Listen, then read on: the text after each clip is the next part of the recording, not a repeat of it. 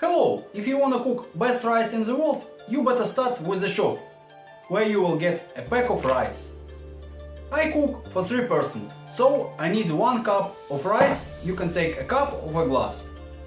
Put rice from the glass to the pot.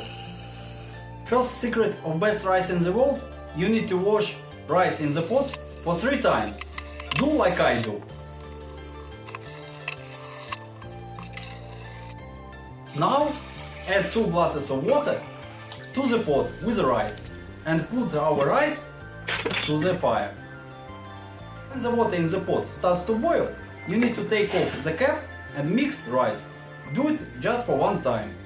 Then put the cap back and make low fire. Wait for 15 minutes. But don't touch anything, don't mix and don't touch the cap.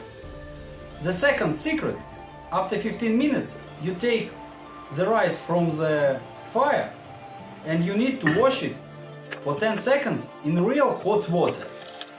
You will get crumbly, not sticky rice. I like rice with soy sauce, but you can add salt, pepper or anything you want. Thanks for watching this video and have a nice day.